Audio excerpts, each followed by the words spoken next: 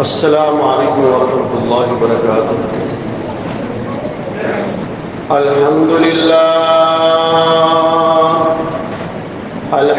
للہ نحمده ونستعینه ونستغفره ونؤمن به ونتوکل علیہ ونعوذ باللہ من شرور انفسنا ومن سیئات اعمالنا من يهده الله فلا مضل له ومن يضلله فلا هادي له وأشهد أن لا إله إلا الله وحده لا شريك له وأشهد أن محمدا عبده ورسوله إن الله وملائكته يصلون على النبي يا أيها الذين آمنوا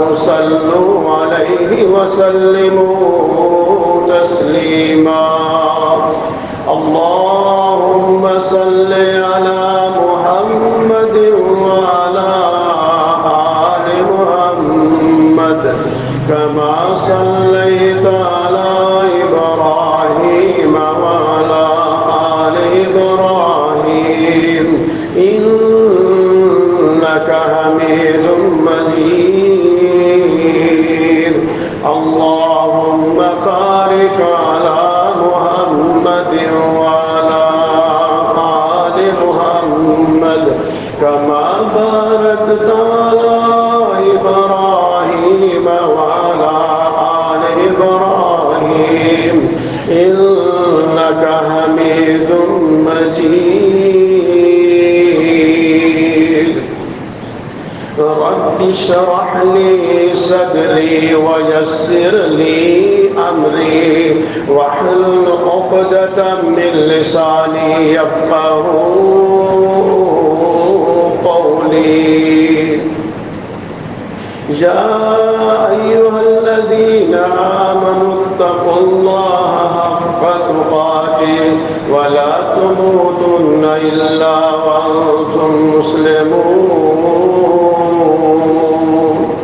أما بعد فإن خير الحديث كتاب الله وخير الحديث هدي محمد صلى الله عليه وسلم وشر الأمور محدثاتها وكل محدثة بدعة وكل بدعة ضلالة وكل ضلالة في النار فأعوذ بالله من الشيطان الرجيم من همزه ونفخه ونفسه بسم الله الرحمن الرحيم يا أيها الذين آمنوا قوا أنفسكم وأهليكم نارا وقودها الناس والحجارة عليها ملائكة غلاظ شداد لا يعصون الله ما أمرهم ويفعلون ما يؤمرون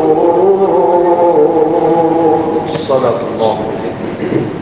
تمام قسم کی حمد و ثنا تعریفات کے لائق اللہ رب العزت ہے جو اس کائنات کا خالق ہے، رازق ہے، مالک ہے، داتا ہے، گنج بخش ہے، فیض عالم ہے، وہی حاجت روا ہے، وہی مشکل کشا ہے۔ اس کی عبادات میں، اس کے علم و عمل میں، اس کی صفات میں کوئی اس کا ثانی اور شریک نہیں۔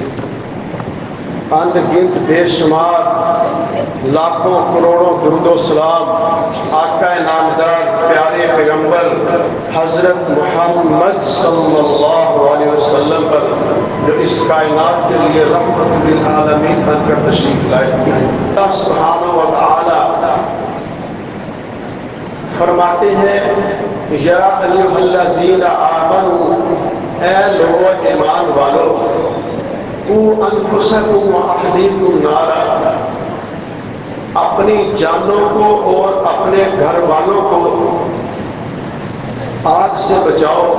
वक़ूदुहा अन्नास वल हिजारा, कि जिसका ईंधन लोग और पत्थर हो,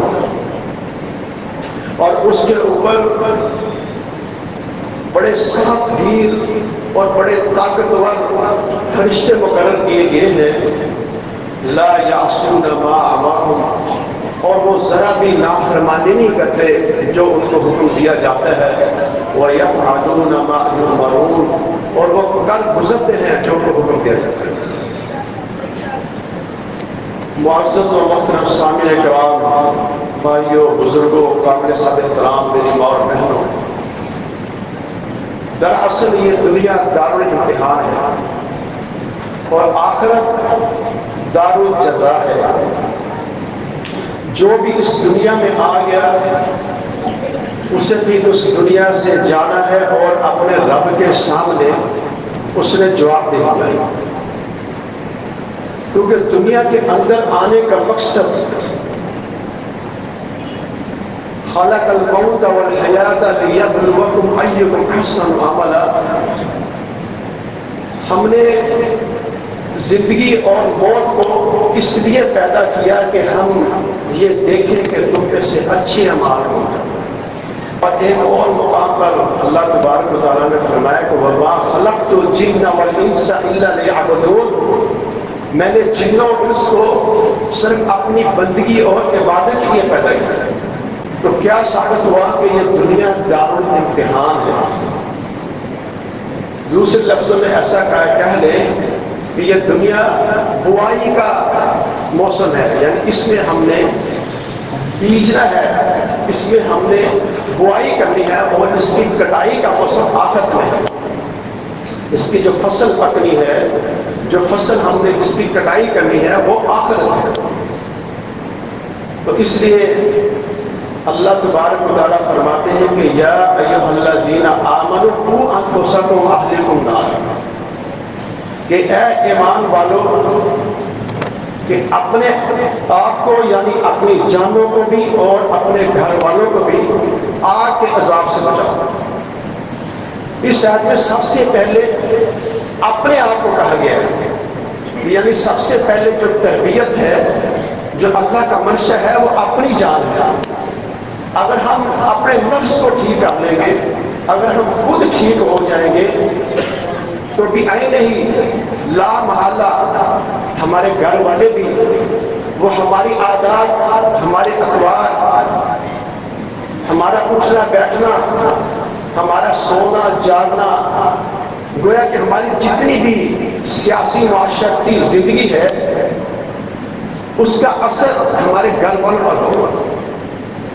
तो इसलिए सबसे पहले जो मुकल्लफ किया गया है, सबसे पहले अल्लाह तबारक व तआला ने जिसको पाबंद एहकाम शरीयत बनाया है, कि जिसने शरीयत की पासदारी करनी है, अपनी इस्लाह करनी है, ऐसे आमाल करने हैं कि जिससे हम जहन्नम से महफूज रहे, आग से महफूज रहे, वो सबसे पहले हमारा अपना नफ्स है।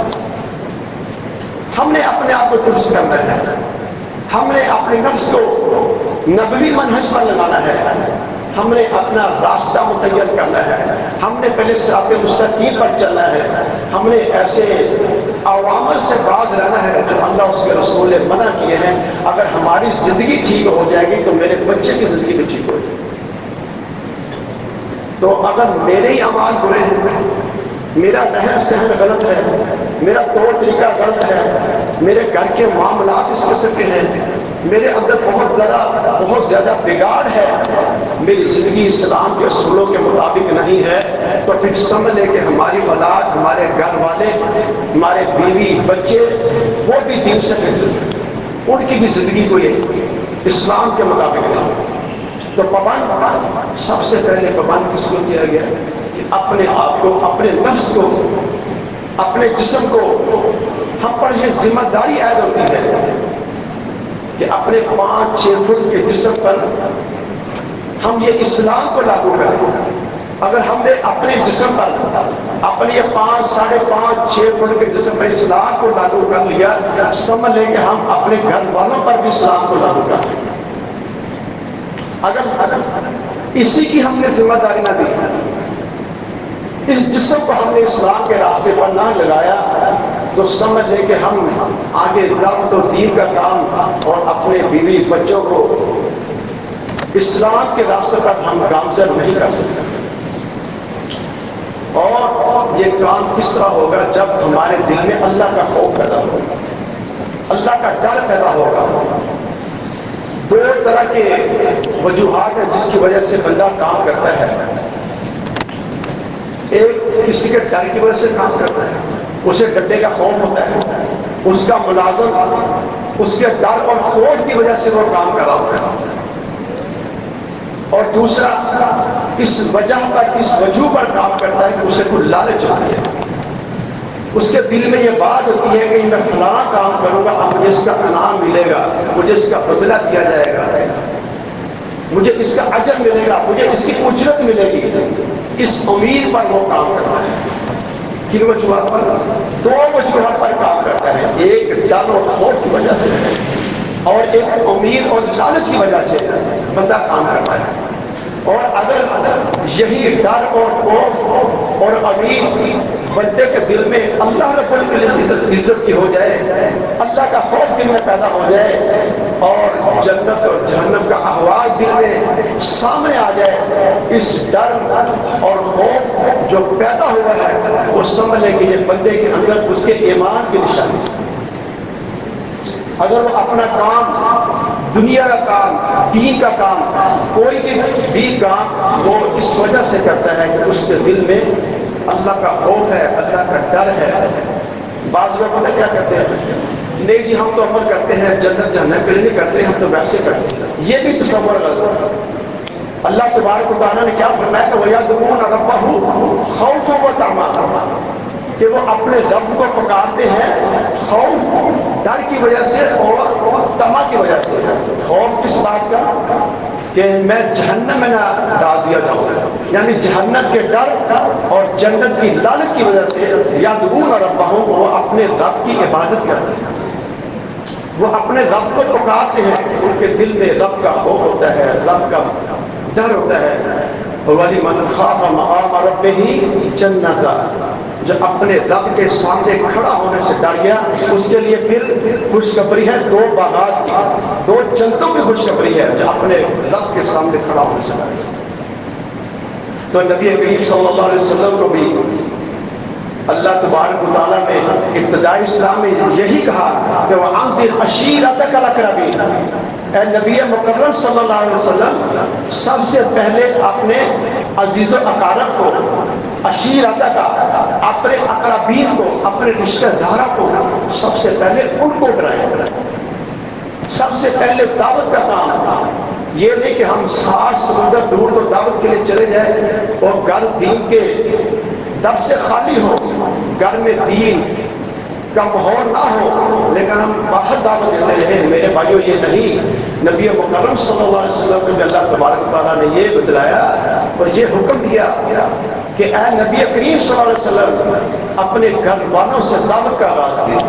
وَأَنذِرْ عَشِيرَتَكَ الْأَقْرَبِينَ، جو تیرے قرب و جوار ہیں، تیرے رشتہ دار ہیں، تیرے دوست احباب ہیں، جو قرب و جوار ہیں، ارد گرد ہیں، سب سے پہلے ہم ان کی دعوت کے ذمہ دار ہیں۔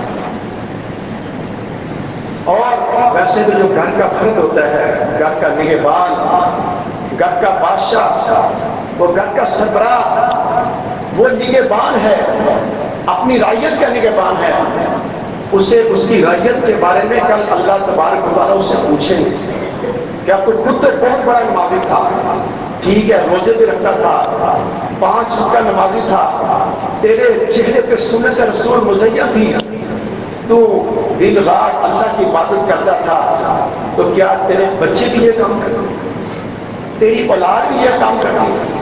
کیا تیری بیوی بھی تیرے نقشے قدم پر چلتی تھی؟ خود تو بڑا حاجی نمازی تھا لیکن تیرے بچے تجھے پتہ ہی نہیں کدھر گھوم رہے ہیں، کیا کر رہے ہیں، تجھے اپنی بیوی کے بارے میں پتہ نہیں کہ وہ کیا کر رہی ہے، اس کے اعمال کیسے ہیں۔ تو آپ صلی اللہ علیہ وسلم فرمایا کلکم راعٍ وکلکم مسئول عن رعیتہ، تم میں سے ہر ایک اپنی رعیت کا محافظ ہے، ہر ایک نگہبان ہے، وہ سربراہ ہے، اور مسئول عن رعیتہ، اس کو اس کی مسئولیت کے بارے میں، اس کی رعیت کے بارے میں اس سے سوال ہوگا، کیا تو نے دعوت کا کام، جو عملی زندگی تیرے اندر تھی، جو تو نیک اعمال کرتا تھا، کیا تیرے گھر والے بھی کرتے تھے؟ کیا وہ بھی تیرے پیچھے دینی احکامات پر عمل کرتے تھے؟ جس طرح تو نمازیں پڑھتا تھا، کیا وہ بھی نمازیں پڑھتے تھے؟ تو روزے رکھتا تھا، کیا وہ بھی روزے رکھتے تھے؟ تو قرآن مجید کی تلاوت کرتا تھا، کیا تیرے بچے بھی کبھی قرآن کو کھول کر دیکھتے تھے؟ نہیں، صورتحال بالکل مختلف ہے۔ تو میرے بھائی، یہ قیامت والے دن ہم سے پوچھ ہونی ہے۔ وہ ایک الگ بات ہے کہ وَلَا تَزِرُ وَازِرَةٌ وِزْرَ أُخْرَىٰ، کوئی ایک دوسرے کا بوجھ نہیں اٹھائے گا، لیکن تجھے اپنے بیوی بچوں کا بوجھ اٹھانا پڑے گا، اور تجھے اس بات کا سوال ہوگا کہ کیا تیری زندگی اکیلی دین پر تھی یا تیرے بچے بھی تیری زندگی پر تھے؟ تو میرے بھائی، اس بارے میں ہمیں یہ خیال کرنا ہوگا کہ اپنے بیوی بچوں، کیوں کہ تیری بیوی بھی ہو سکتا ہے تجھے جہنم میں لے جائے، وہ ایسے اعمال کرے کہ جس کی وجہ سے وہ بیوی بھی تجھے جہنم میں لے جائے۔ آج کل دیکھا ہے کس قدر بے پردگی ہے، تو نبی کریم صلی اللہ علیہ وسلم نے فرمایا کہ وہ شخص جنت میں داخل نہیں ہوگا کہ جس کی بیوی بے عریانی اور بے پردہ کرے۔ دیکھتے ہیں آپ لوگ، دیکھتے ہیں گاڑیوں میں بیٹھے ہوتے ہیں، اتنی بڑی داڑھی رکھی ہوتی ہے، لیکن ساتھ اس کی بیوی بے پردہ ہے، اسے پتہ ہی نہیں ہے، اسے اس بات کی حیا ہی نہیں ہے کہ غیر محرم تیری بیوی کو دیکھ رہا، تیری 14 سالہ بیٹی کو غیر محرم دیکھ رہا ہے۔ تو میرے بھائیوں، یہ دین نہیں ہے۔ دین تو یہی ہے کہ ادخلوا فی السلم کافہ، کہ اسلام کے اندر پورے کے پورے داخل ہونا۔ تو جب کہا جائے کہ یہ کیا صورتحال ہے کہ تم اپنی بیوی پر اور اپنے 14 سالہ بیٹی کو پردہ نہیں کراتے، یہ دین پر نہیں ہے؟ نہیں، یہ نہیں، یہ تو میری بات ہے۔ تو آج کل تو ایک اور ٹرینڈ چل چکا ہے، بڑا عجیب ٹرینڈ، کہ ایک دوسرے کی زندگی میں انٹرفیئر نہ کرو۔ بچہ بھی بات کو کہہ دیتا ہے کہ ابا جی تم اپنی زندگی گزارو، تم نے تو زندگی جو گزارنی تو گزار لی ہے، یہ تو ہماری زندگی، اب ہمیں گزارنے دو۔ اللہ اکبر، کتنی افسوس کی بات ہے، یہ دین سے دوری کا نتیجہ ہے، اور ہماری دعوت سے غفلت کا نتیجہ ہے کہ باپ کو بیٹا کہتا ہے ابا جی دوسری زندگی گزار لی اور ساری زندگی نہیں آتی۔ 14 سالہ بیٹی کہتی ہے، کیا خبرات ٹی وی چینل میں دیکھتے نہیں کہ بیٹیاں گھر سے بھاگ جاتی ہیں اپنے عشق کے چکر میں، اپنی دوستی اور یاری کے چکر میں؟ یہ نوجوان نسل خراب نہیں ہو رہی، اس کی وجہ یہی ہے کہ ہم خود تو عمل ہیں، خود تو ہم دن رات دین میں لگے ہوئے ہیں، لیکن ہمیں اپنے گھر کی پرواہ نہیں، گھر کی طرف ہماری نظر نہیں ہے۔ تو آگے سے کیا، میرا جسم میری مرضی، میں جو مرضی کروں، جو مرضی کرتا بھی ہوں، آپ میرے اندر کوئی غور کرنا، کسی کو نہ اپنا مذہب چھوڑو نہ کسی کو چھیڑو، یہ عجیب بات ہے۔ اگر یہ ایسی بات ہوتی تو کیا نبی کریم صلی اللہ علیہ وسلم بھی غیروں کو دعوت دیتے؟ یہودوں میں سارا مشرکین، کتنے لوگ ہیں جو دار اسلام میں دعوت آپ کی دعوت سے اسلام میں داخل ہوئے؟ اگر ایسی بات ہوتی تو چھوڑو جی چھوڑو، جو جتنے لگا بس لگا رہنا تھا، تو نہ اپنا مذہب چھوڑو نہ کسی کو چھیڑو۔ تو یہ ٹرمینالوجی یہ بڑی غلط ہے میرے بھائیو۔ تم خیر امت، کہ تمہیں خیر امت کے لقب سے اللہ تبارک و تعالیٰ نے پکارا ہے کہ خیر امہ ہے، یعنی بہترین امت ہے۔ اور بہترین امت کس سے کہا گیا بہترین امت؟ کہ تأمرون بالمعروف وتنہون عن المنکر، کہ تم نیکی کی دعوت دیتے ہو اور برائی سے روکتے ہو۔ لیکن آج ایک اور صورت مختلف ہے کہ ہم ڈرتے ہیں، نیکی کی دعوت دیتے ہوئے ہم ڈرتے ہیں کہ کسی شادی اور بیاہ میں، کسی ایسی جگہ پر جہاں کوئی بنگڑا ہو رہا ہے، ناچ گانا ہو رہا ہے اور برائی سامنے نظر آ رہی ہوتی ہے، لیکن وہاں ہم اسے کہنے سے، اسے باز رکھنے سے ہم ڈرتے ہیں، کہتے ہیں نہیں بھی اسے روکیں گے تو یہ دوست ناراض ہو جائے گا، اسے روکیں گے تو رشتہ دار ناراض ہو جائے گا، فلاں ناراض ہو جائے گا۔ نہیں، دیکھیں شروع میں نبی صلی اللہ علیہ وسلم نے کیا کہا تھا کہ وہاں سے رشیدۃ الاقربین، جو تیرا سب سے زیادہ قریبی ہے وہ مکلف دعوت ہے، اس کو آپ نے دعوت دینی ہے، اس کو روکنا ہے، برائی سے کچھ کو منع کرنا ہے. کیوں؟ قیامت والے دن اس کی رعیت کے بارے میں سوال ہوگا. جیسے باپ اپنے بچوں پر نگہبان ہے، اس کے بارے میں پوچھا جائے گا. الرجل راع، مرد جو ہے مرد، الرجل راع علی اہلہ، اپنے اہل پر. ایسے ہی المرأۃ راع علی اطفال، اپنے بچوں پر، اور والدہ اپنے بچوں پر. کیونکہ سب سے پہلے جو تربیت گاہ ہے وہ والدہ ہے. اطلب العلم من المہد الی اللحد، کہ علم حاصل کرو ماں کے گود سے قبر کی گود تک. تو کیا ثابت ہوا کہ سب سے پہلے جو والدہ کی گود ہے، والدہ کی گود سے بچے کی سب سے تربیت ہے.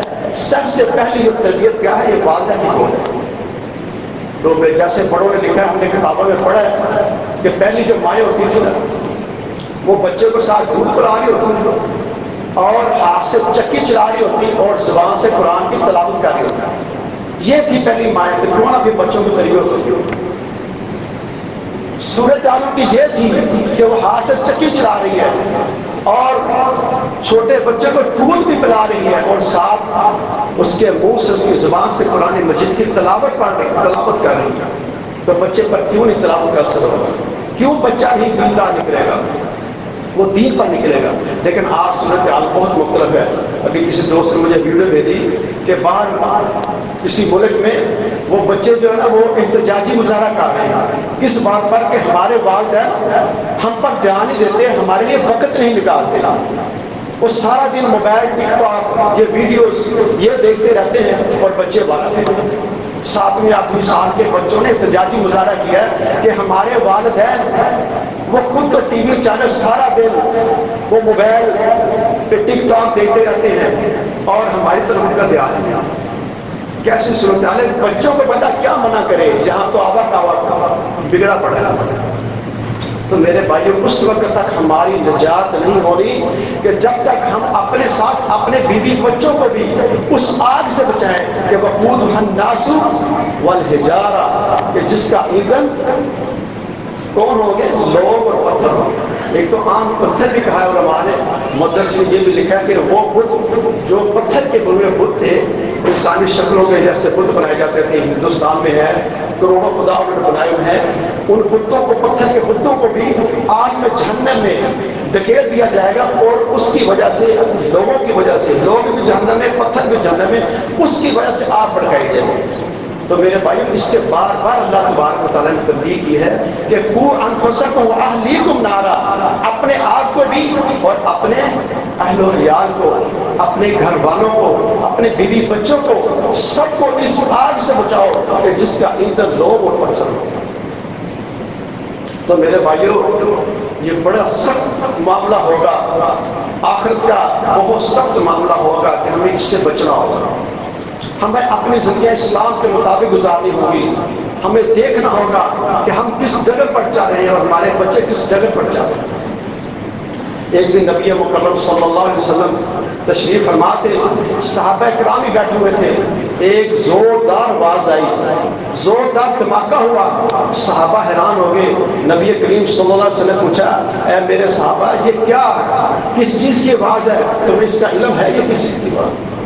صحابہ نے کہا، یا رسول اللہ، اللہ اس کا رسول بہتر جانتا ہے، ہمیں اس بات کا علم نہیں ہے کہ کس چیز کی بات ہے. نبی کریم صلی اللہ علیہ وسلم نے فرمایا کہ یہ پتھر آج سے 70 سال پہلے جہنم میں گرایا گیا تھا، آج 70 سال بعد اس کی گہرائی میں گرا ہے. وہ 70 پتھر گرتا رہا، اتنی گہری جہنم ہے کہ 70 سال بعد ایک پتھر اس کی تہہ میں پہنچا. اور اس کے تو الگ پھر جہنم کے عذاب کے واقعات انشاءاللہ کہ موقع ملا تو جنت اور جہنم کے احوال آپ بھائیوں کے سامنے رکھیں گے. آج ہم نے صرف یہ اشارہ کرنا ہے، آپ کے ذہن میں یہ بات ڈالی ہے کہ جہنم کی کس قدر ہولناکی ہے، کس قدر اس کا عذاب ہے. تو اس کے اوپر جو فرشتے لگائے گئے ہیں، جو فرشتے مقرر کیے گئے ہیں، تو وہ رب کے حکم کی کوئی نافرمانی نہیں کرتے. وَيَفْعَلُونَ مَا يُؤْمَرُونَ، اور وہ پھر کر گزرتے ہیں جو ان کو حکم دیا جاتا ہے. وہی کام کر گزرتے ہیں کہ جو ان کو حکم دیا جاتا ہے. وہ اتنے خوفناک، طاقتور، بڑے بڑے فرشتے کہ اتنے اتنے بڑے ان کے کندھے لمبے کندھے کہ 500 سال تک کی مسافت چلا جائے تو اتنے بڑے صرف فرشتے ان کے کندھے ہیں، جو اس کے اوپر جہنم کے دروغے ہیں۔ تو ما ادراک ما سقر، کہ اے انسان تجھے کیا معلوم کہ سقر کیا ہے؟ یہ جہنم کی ایک گڑھا ہے سقر، کہ جہاں 19 فرشتے اس کے ارد گرد لگے ہوئے ہیں، اور اس قدر عذاب دیتے ہیں کہ جب جہنمی چیختا ہے پکارتا ہے تو وہ بہرے ہوتے ہیں، وہ سنتے نہیں ہیں۔ بعض فرشتے آتا ہے تو نبینے انہیں پتہ بھی نہیں کہ ہم کیا عذاب دے رہے ہیں، اتنا سخت عذاب ہوتا ہے۔ اور جب پیاس لگتی ہے تو کیا پلایا جاتا ہے؟ جب ایک جہنمی پانی مانگے گا تو اس کو اس کے پیپ کا پانی، کھولتا ہوا پانی اس کو پلایا جائے گا جو اس کے سارے جسم کو جلسا دے گا۔ کس قدر یہ عذاب ہے۔ تو میرے بھائیوں اس کی بار بار تنبیہ ہے کہ قوا انفسکم واہلیکم نارا، اپنے آپ کو بھی آگ کے عذاب سے بچا لو اور اپنے اہل خانہ کو بھی آگ کے ساتھ بچا لو۔ تو یہ فکر کس کو لاحق تھی؟ یہ فکر انبیاء کو بڑی لاحق تھی۔ جیسے کہ حضرت اسماعیل علیہ الصلوۃ والسلام، حضرت ابراہیم علیہ الصلوۃ والسلام کیا کہتے تھے؟ وَاجْنُبْنِي وَبُنِيَّ أَن نَعْبُدَ الْأَصْنَامَ، کہ اللہ مجھے بھی اور میری اولاد کو بھی یہ بتوں کی پوجا سے محفوظ رکھے۔ یہ پیغمبروں کو فکر لاحق ہوتی ہے کہ وہ اپنی اولاد کے لیے رب سے دعا مانگتے ہیں کہ وَاجْنُبْنِي وَبُنِيَّ أَن نَعْبُدَ الْأَصْنَامَ، کہ اے ہمارے رب مجھے اور میرے بچوں کو، میرے اہل کو بتوں کی پوجا سے محفوظ رکھے۔ اور اسماعیل علیہ السلام کے بارے میں آتا ہے وَكَانَ يَأْمُرُ أَهْلَهُ بِالصَّلَاةِ وَالزَّكَاةِ، کہ حضرت اسماعیل علیہ السلام اپنے بچوں کو نماز اور زکوٰۃ کا حکم دیا کرتے ہیں کہ نماز پڑھے۔ اسماعیل علیہ السلام وَكَانَ رَبُّهُ مَرْضِيًّا، تو اس بات کی وجہ سے، اس دعوت کی وجہ سے رب اسماعیل علیہ السلام پر راضی ہو گئے۔ رب خوش ہو جاتا تھا کہ یہ میرا بندہ اپنے بچوں کو بھی دین کی دعوت دے رہا ہے۔ اللہ اکبر۔ تو ابراہیم علیہ السلام نے جب اپنی اولاد کو غیر عزیز زرعی وادی پہ چھوڑا تو کیا دعا کی؟ رب انی اسکنت بواد غیر عزیز زرع عند بیتک المحرم، کہ اے میرے رب میں نے اپنی اولاد کو ایسی غیر عزیز زرعی وادی پہ چھوڑا ہے جہاں کوئی پھل فروٹ نہیں، کوئی باغات نہیں، کوئی درخت نہیں، تو وہاں چھوڑ رہا ہوں۔ بے آب و گیا وادی میں پانی بھی نہیں ہے، بنجر زمین ہے اور تپتی دھوپ ہے۔ جو بھائی مکہ میں جاتے ہیں انہیں پتہ ہے کس قدر سنگلاخ پہاڑی علاقے ہیں اور اوپر سے کس قدر دھوپ پڑی ہوتی ہے، سخت ترین ماحول ہوتا ہے۔ تو کس لیے چھوڑے ابراہیم علیہ السلام؟ ابراہیم علیہ السلام کہتے ہیں کہ میں اس لیے چھوڑا ہوں کہ لیقیم الصلاۃ، کہ وہ نماز ادا کرے۔ تو ہم سعودی عرب مکہ میں ویزا کس بات کا لگاتے ہیں؟ ہم ویزے کے لیے بھاگتے ہیں سعودیہ کے لیے، مکہ جانے کے لیے کہ وہاں کا ویزا مل جائے، کس لیے؟ کہ نوکری کے لیے، ہمیں کوئی اچھی نوکری مل جائے۔ تو ابراہیم علیہ السلام نے اپنی اولاد کو مکہ کس لیے چھوڑا؟ کہ لیقیم الصلاۃ، کہ وہ نماز ادا کرے، یا اللہ تیری عبادت کرے، تیری بندگی کرے، تیرے راستے پر چلے۔ پھر کیسا بچہ پیدا ہوا؟ اسماعیل علیہ السلام ایسا فرما بردار بچہ پیدا ہوا کہ جب قربانی کا وقت آیا تو کیا کہا کہ ابا جان یا ابت افعل ما تؤمر ستجدنی انشاءاللہ من الصابرین۔ کتنا فرما بردار بچہ پیدا ہوا۔ یہ انبیاء کی دعا کا نتیجہ ہے۔ یہ دعائیں کرتے ہیں تو کیا کہتے ہیں اسماعیل علیہ السلام؟ اے ابا جان آپ کر گزریے جس بات کا آپ کو حکم ہوا ہے، آپ چھری چلا دیں، میری زبان سے، میری آواز سے آہ بھی نہیں نکلے۔ اتنا فرما بردار بچہ۔ یہ دعاؤں کا نتیجہ ہے۔ اپنے رب سے اپنی اولاد کے لیے، اپنی بیوی بچوں کے لیے، گھر والوں کے لیے، صرف یہی نہیں جو آپ کے گھر میں جو آپ کا نوکر چاکر ہے اس کی بھی ذمہ داری آپ پر عائد ہے۔ اس کے بارے میں پوچھا جائے گا کہ خود تو نماز کے لیے آ گیا تھا، کیا تیرا نوکر تو گھر میں بیٹھا ہوا ہے، یہ گھر کا کام ختم کر لیں، کوئی بات نہیں، نماز بعد میں پڑھ لیں۔ نہیں میرے بھائیوں، اس کی ذمہ داری بھی آپ پر عائد ہوتا ہے، اس کے بارے میں پوچھا جائے گا۔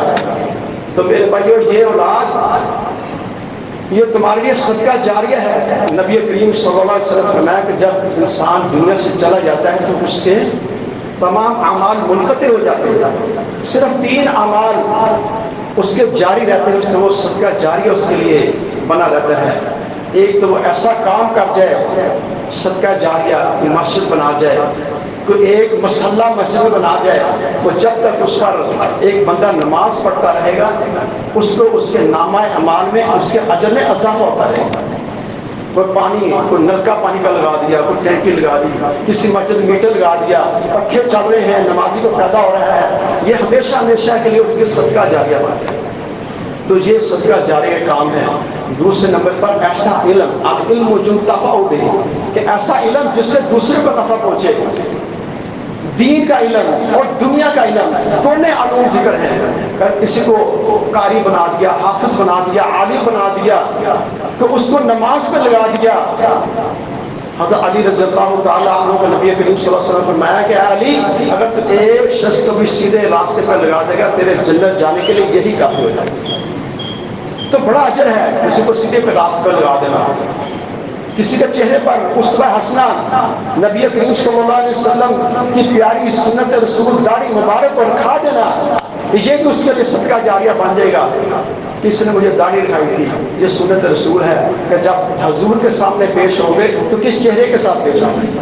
تو کیا نبی یہ نہیں کہے گا کیا یہ میرا امتی ہے، یہ کس شکل میں آیا ہے؟ تو میرے بھائیوں کوشش کریں کہ ہمارے چہرے پر، اور رمضان مبارک کا مہینہ جا رہا ہے، ہم اپنے رب سے عہد کریں، یا اللہ جو پچھلے 11 ماہ میں ہم نے غلطیاں کی ہیں، کوتاہیاں کی ہیں، تیری نافرمانیاں کی ہیں، ہم مسلسل نافرمانی کرتے رہے، یہ داڑھی مڈاتے رہے، آج کے بعد ہم اس سے وعدہ کرتے ہیں، عہد کرتے ہیں، یا اللہ ہم اپنے چہرے پر سنت رسول کو ذکر کریں، یہ وعدہ کرتے ہیں۔ تو میں کیا عرض کر رہا تھا کہ ایک وہ راستہ ہے جو کسی کو دین کے راستے پر لگا، اور تیسرے نمبر پر نیک بچہ، ولد صالح، کہ نیک اولاد یہ بھی صدقہ جاریہ ہے، کہ وہ تیرے لیے تیرے مرنے کے بعد تیری مغفرت کی دعا کرتا ہے۔ نبی مکرم صلی اللہ علیہ وسلم فرمایا کہ قیامت والے دن ایک بندے کے اجر میں اضافہ کر دیا جائے گا، تو وہ بندہ رب سے سوال کرے گا یا اللہ میرے اجر میں یکدم نامہ اعمال میں اضافہ ہو گیا، یہ کیا وجہ بنی؟ تو اللہ تعالیٰ اسے بتلائیں گے کہ تیرا پیچھے جو تیرا نیک بچہ ہے اس نے تیرے لیے مغفرت کی دعا کی ہے، آج تیرے نامہ اعمال میں تجھے ایک درجہ اوپر کر دے گا۔ ہمارے بزرگ میرے استاد محترم عبدالغفار مدنی صاحب یہ ایک حدیث ایک خواب کسی کی سنایا کرتے تھے کہ مجھے دوست نے خواب سنائی ہے کہ جس کے پہلے سے بزرگ دنیا سے جا چکے ہیں، تو جنتوں میں ہیں 3 بزرگ ہیں، مسند لگی ہے جنت میں، مسند لگی ہے اور نیچے کلیم بچھا ہے، اور ایک جو ہمارا بڑا بزرگ ہے وہ اوپر مسند پر تکیہ لگائے ہوئے موج میلے کے ساتھ بیٹھا ہوا ہے، اوپر بیٹھا ہوا ہے، اور بقایا 2 بزرگ نیچے کلیم پر بیٹھے ہوئے ہیں۔ کہتا خواب میں ان سے پوچھتا ہوں کہ کیا بات ہے آپ نیچے بیٹھے ہیں، وہ دادا جی وہ اوپر بیٹھے ہوئے، آپ بھی اوپر بیٹھے ہیں؟ تو وہ دونوں کہنے لگے جو اوپر مسند پہ بیٹھا ہے اس کی پیچھے نیک اولاد ہے، وہ پیچھے سے کمک بیچتی ہے، وہ پیچھے سے دعائیں کرتی ہے، اس کی دعا کا نتیجہ ہے کہ اللہ تبارک و تعالیٰ نے اس کی مسند پر تکیے پر ٹیک لگائے بیٹھا ہوا ہے۔ یہ نیک اولاد ہے۔ اگر ولد صالح اگر نیک اولاد ہے تو جہنم میں بھی کہتے ہیں کہ جہنم بھی عذاب ہوگا تو اس میں تخفیف ہوگی۔ یہ بھی ایک حدیث ہے کہ جہنم میں عذاب ہو رہا ہے، وہ ہلکا ہو گیا، اس میں تخفیف ہو گئی۔ پوچھے گا یا اللہ یہ کیا ماجرا ہے؟ تو اللہ کہے گا تیرا بچہ تیرے لیے یہ دعا کرتا تھا۔ تو میرے بھائی یہ سارے نیک اعمال ہیں، اپنی اولاد کو بھی اس جہنم کی آگ سے بچاؤ اور خود بھی بچو، واصطبر علیہا، اور اس پر نبی کریم صلی اللہ علیہ وسلم کو کیا کہا، وَأْمُرْ أَهْلَكَ بِالصَّلَاةِ وَاصْطَبِرْ عَلَيْهَا، اے نبی مکرم صلی اللہ علیہ وسلم آپ بھی نماز قائم کیجئے، اپنے اہل عیال کو بھی نماز کا پابند بنائیے اور پھر اس پر قائم رہیے، واصطبر۔ تو سب سے پہلا جو اولین تقاضا ہے، جو اولین ہمارا فریضہ ہے، تو میں تو یہی کام کرتا ہوں کہ آج کل کے دور میں اتنی میڈیا کی اتنی یلغار ہے کہ بچنا مشکل ہے۔ آج کل کی نئی نسل جو نوجوان ہیں ہر طرف سے میڈیا کی یلغار ہے، یہ سوشل میڈیا نے یہ معاشرے کا ستیہ ناش کر کے رکھ دیا ہے، تو کیسے بچایا جائے؟ ہمارے پاس کوئی ایسے آلے نہیں ہیں کہ ان پر کوئی سنسرشپ لگایا جائے، ان کی نگرانی کی جائے، لیکن ہم 2 کام کر سکتے ہیں۔ ان میں سے ایک یہ ہے کہ ان پر نماز پہ لگا دیں، ان کو بچوں کو نماز کی پابندی کروا دیں، نماز پہ لگا دیں، اور دوسرا اسے قرآن کی تعلیم دیں۔ یہ دو ٹول ایسے ہیں، یہ ہماری نجات کا باعث بن جائے گی، ہماری اولاد اور بیوی بچوں کی نجات کا باعث بن جائے گی۔ کیونکہ یہ دو ٹول ایسے کہ اگر ان پر ہم چلیں گے تو انشاءاللہ ہماری دنیاوی زندگی بہتر ہوگی اور آخرت کی زندگی بہتر ہوگی۔ تو نماز پر لگا دیں کہ 5 منٹ میں بچہ نماز پڑھے گا، یہ ایسے ہی ہے کہ اگر گھر کے سامنے سے کوئی دریا جا رہا ہو یا 5 مرتبہ جو بندہ نہائے گا اس کے جسم سے کوئی میل کچل بچے۔ تو ویسے بھی نماز ان الصلاۃ تنہا عن الفحشاء والمنکر، کہ بے شک نماز بے حیائی اور برائی سے روکتی ہے۔ یہ میڈیا پر جو مرضی دیکھتا رہے، یہ سادہ ٹک ٹاک کرتا رہے، لیکن جب یہ نماز پڑھنے مسجد میں آ جائے گا ایک نہ ایک دن اس کو یہ نماز اس کی برائی سے روک دے گی۔ تو یہ قرآن کی تعلیم دوسرے نمبر پر جس کو قرآن کی تعلیم دے دیں گے اس کے دل میں رب کا خوف پیدا ہوگا، پھر وہ رب کے احکامات پر عمل درآمد کرے گا، پھر اپنی زندگی کو اسلام کے اصولوں کے مطابق گزارے گا۔ اور ہمیں بھی یہی حکم دیا گیا کہ ادخلوا فی السلم کافہ، اسلام میں پورے کے پورے داخل ہو جاؤ بھائیو۔ جیسے نبی صلی اللہ علیہ وسلم کی زندگی تھی، آپ صلی اللہ علیہ وسلم اللہ کے پیارے پیغمبر محبوب حضرت آمنہ کے لال حضرت محمد صلی اللہ علیہ وسلم ہماری زندگی کے لیے نمونہ ہے۔ ہم اپنی زندگی اسلام کے اصولوں پر گزاریں، اپنے چہرے پر داڑھی مزین کریں، اپنی شلواریں ٹخنوں سے ہمیشہ اوپر رکھا کریں۔ نبی کریم صلی اللہ علیہ وسلم کی اس کائنات کی سب سے خوبصورت حسن حسن یوسف دم عیسیٰ جد بیضہ داری آنچ روبہ ہمہ دار تو تنہا دار۔ نبی کی ذات آپ کا خوبصورت چہرہ اس کائنات کا سب سے خوبصورت چہرہ ہے، لیکن آپ کی شلوار کبھی ٹخنوں سے نیچے نہیں ہوئی۔ تو کوشش کریں میرے بھائیوں کہ ہم جب اسلامی احکامات ہیں ان کے اصولوں پر، ان کے سنہری اصولوں پر ہم پابندی کریں گے، ہم خود چلیں گے، اپنے نفس کو بچائیں گے، اپنی جان کو بچائیں گے، تو یقیناً ہمارے بچے بھی ہمارے پیچھے چلتے ہوئے اپنی جانوں کو بچائیں گے۔ کیا یہ بچہ، کیا یہ کوئی بات یا والدہ یہ برداشت کرے گی کہ وہ خود تو جنت میں ہو، اس کا بچہ جہنم میں جا رہا ہو؟ میرے بھائیوں یہ ایسا ہو نہیں سکتا کہ آج بھی ہماری حالت یہ ہے کہ بچہ نظروں سے اوجھل ہو جائے تو ہم دن رات پریشان ہوتے ہیں، ڈڈورا پھرتے ہیں، اس کو ڈھونڈتے ہیں، لیکن کیا جب ہم جنت میں چلے جائیں گے تو ہمارا بچہ جہنم میں جا رہا ہو، خامد جنت میں ہو، بیوی جہنم میں ہو، یا بیوی جنت میں ہو، خامد جہنم میں ہو؟ میرے بھائیوں ایسا نہیں ہو سکتا۔ ہم سب پر ایک دوسرے کی ذمہ داری عائد ہوتی ہے کہ بلغوا عنی ولو آیا، ہر ایک دوسرے کو ہم دین کی دعوت دیتے رہیں۔ اللہ تبارک و تعالیٰ سے دعا ہے کہ ہمیں دین کے نقش قدم، اللہ اس کے رسول کے نقش قدم پر چلنے کی توفیق عطا فرمائے۔ وآخر دعوانا الحمد للہ۔